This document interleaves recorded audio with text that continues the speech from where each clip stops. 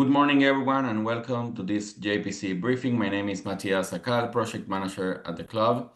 So Israel's Operation Rising Lion against Iran enters its fourth day, and the toll from the first 3 days of fighting is heavy. 24 fatalities have been confirmed, all of them civilians. To discuss the current development, joining us is Uri Shacham, is the chief of staff for Magen Adom, Israel's National Emergency and Disaster Service. He is also a paramedic. Shacham has been involved in MDA's efforts to prepare for and respond to various crises, including the ongoing war and potential future attacks. We are also joined by Uri Lazarovich, an MDA paramedic. So, first of all, Uri would like to start this briefing with can you elaborate on the current situation? Can you provide us an overall picture of what's happening? Yes, well, thank you everyone for joining us. We are on the third or fourth day of the war. Sorry, I find it hard tracking because there are long nights. We see for the three consecutive nights, we see missile attacks, missiles shot towards Israel. Sometimes it's 2 attacks per night, sometimes it's 4 or 5 attacks per night. Now, although Israel has a very good air defense system, those missile attacks are different from what we knew or what we are used to, because this time those are ballistic missiles, and the ballistic missiles are different from the missiles that were shot from Gaza and from Lebanon. First, by carrying more TNT. If other missiles were carrying, I would say, dozens of kilos of TNT to 100 kilos of TNT. Let's say the most basic missiles that is being shot is about 200 kilos of TNT. That's about 450 pounds. The missiles are flying much faster than rockets, and taking into consideration those facts, some of them are able to penetrate the Israel's air defense.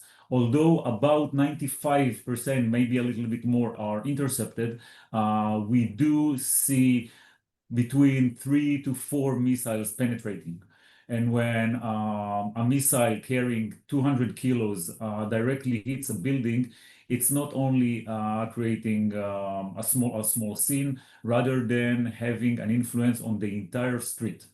And Magen Adom teams that respond to those calls, and usually we're used to having 1, 2, 3 injured persons with shrapnel injuries, now gets to the street and find a partially collapsed buildings, raging fires as they approach the scenes. And only this morning they encountered a 10-story building with all the people that live, all the residents coming down to the streets, and I'm talking about something like 200 people coming to the street. This is a whole different ball game, especially for paramedics and first responders arriving first at the scene. The scenes are much harder to control. The injuries are different because we are talking about much more blast injuries, which are harder to analyze or to assess in the field, and we are talking about numbers which are way higher than we used to have for the last 10, 15, 20 years. Okay, thank you for that. And considering the current situation that you are describing, how closely are you working with the IDF Home Front Command or the Ministry of Health in this situation? Well, given the fact that those attacks on civilians became much more complex, coordination is the key. Coordination is the key. It begins with the alert of be prepared to respond, and where is the estimated hitting point of the missiles. It continues with a coordinated response meaning when all the teams get to the scene, you have to coordinate with the home front command who are in charge of extracting people out of the rebels. Magen David Adom takes care of people who already are outside of the buildings that are available to take care. The home front command then goes in and extract people out of the rebels. Plus, we still coordinate with the IDF to see whether there are alerts for additional missile attacks. Because the scenes are so complex, then the response for each scene takes time. It takes an hour and a half, sometimes 2 hours until you evacuate all the patients. And you have to remember that during this time, Iranians don't go to sleep. They are targeting more Israelis. So the DNA for Magen David Adom people is run out of shelters while all the Israelis need to stay at the shelter. Nevertheless, we have to make sure that the first responders are protected. Thus, by coordinating with the IDF, we make sure that if, God forbid, there is a second alert, they get an alert in front and can at least try to find some hiding or be prepared for this. Okay, okay, thank you for that. You mentioned the immediate response, and there are reports on and images circulating of a 6-day-old baby being rescued from the rubble following the Iranian missile strike. Can you confirm the details of that incident? Well, today, one of the missiles hit a populated neighborhood, a city close to Tel Aviv in the central of Israel. This neighborhood has many young families with small babies and with young children. When Magen David Adom paramedics get to the scene, they are not only waiting in the street for people to run for them, they are actually going and actively surveying apartments and surveying the building themselves. Now, one of our paramedics were going into one of the damaged floors, and he heard the sound of a crying baby. So he knocked on the door. The door was closed, and they actually had to have the fire department coming and breaking the lock. Thank God the family wasn't hit, but because of this stressful situation for young parents being in the shelter and actually hearing the blast. Now, let me tell you, it's one thing when a missile is intercepted high in the atmosphere and you feel the blast wave. When a missile hit a building next to you or the building where you are at, the entire building is shaking. And this put the family to a huge stress. They couldn't open the door, although the flat didn't collapse or there weren't debris, but they needed the active operation of Magen David Adom, bringing the fire department and opening the door in order to extract them out. The first responder of Magen David Adom was actually a doctor. So he is knowledgeable regarding pediatrics.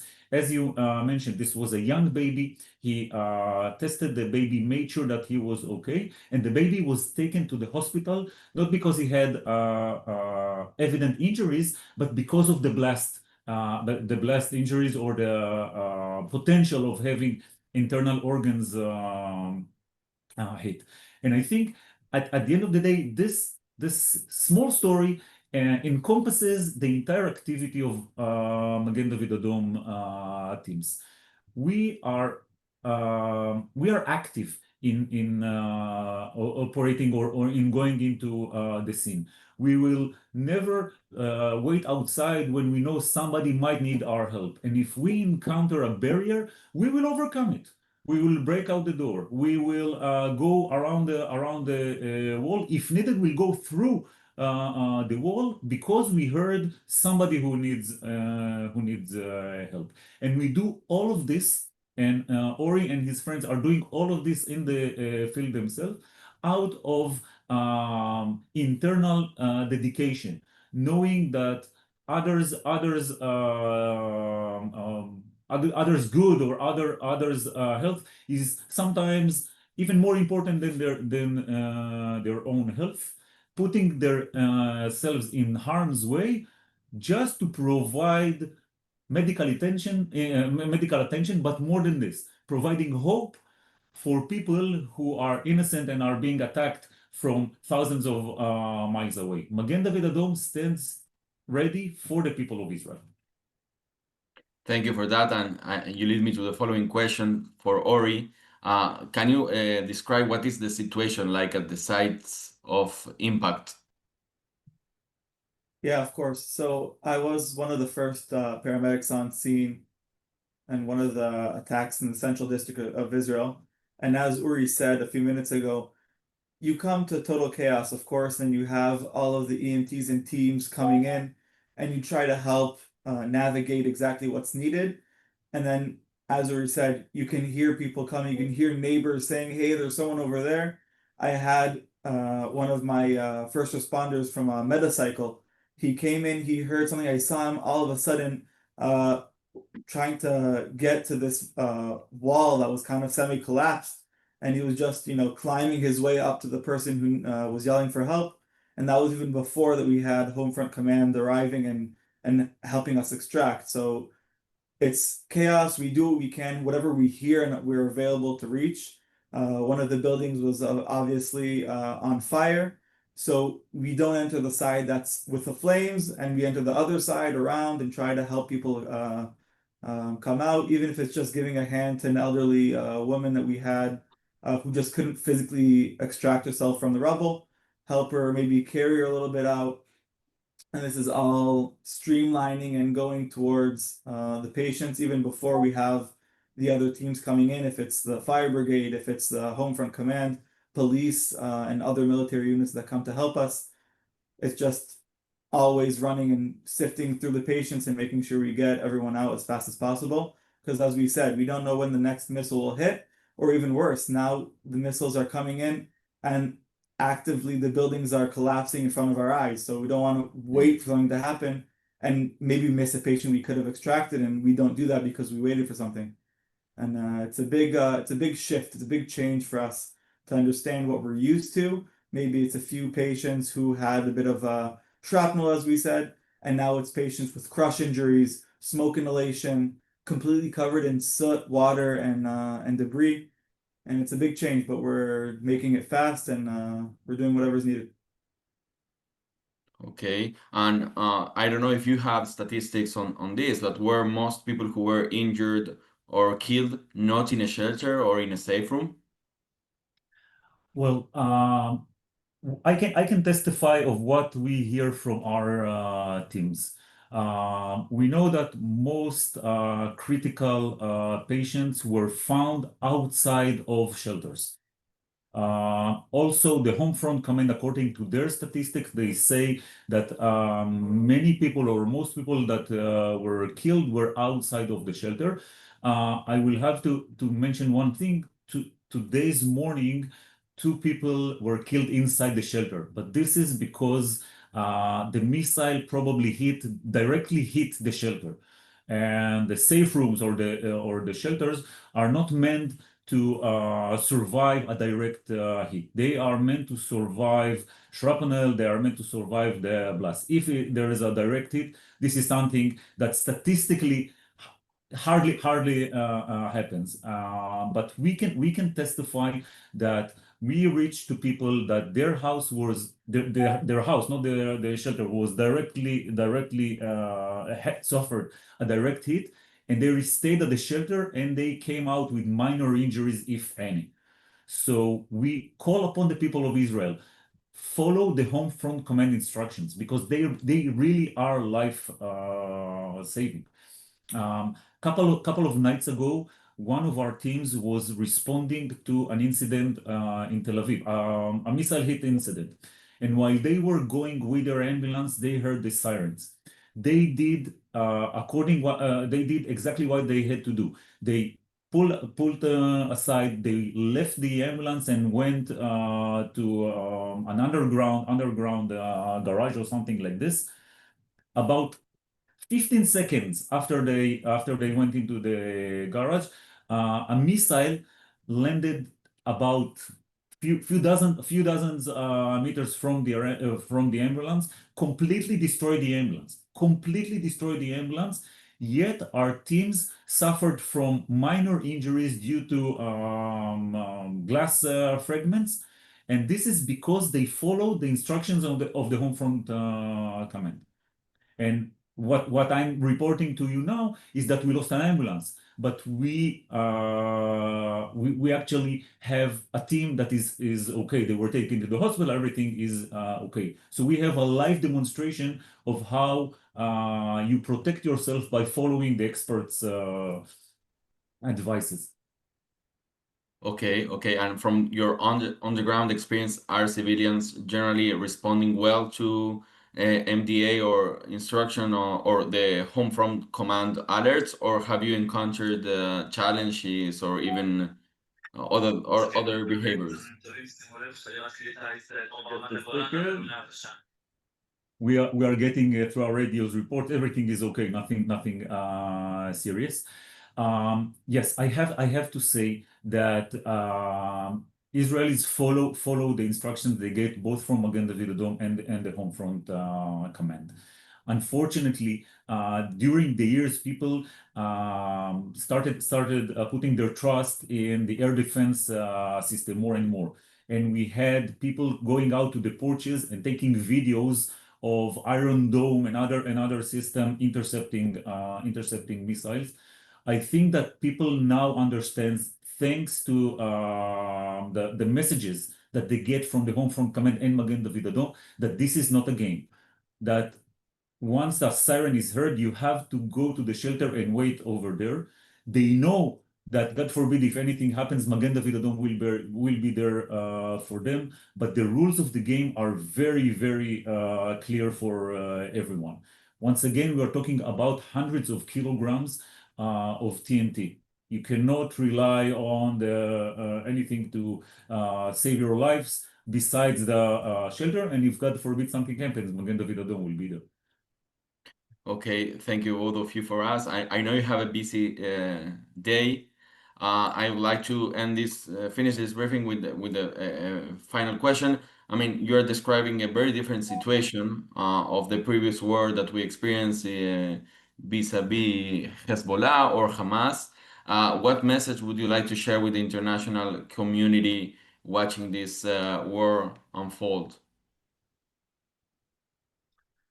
Well, I think that my key message will be we get a lot of support from people around the world, and this is something that that we appreciate very much.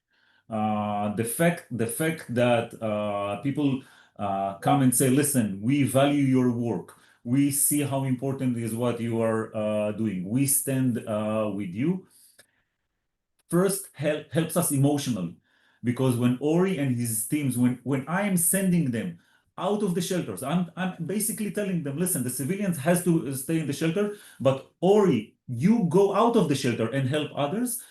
They need the emotional support. They need to know that they are protected and that they have the best equipment, because they have the hugest heart somebody can find. So this support, this sympathy for Magen David Adom actually helps us in responding better.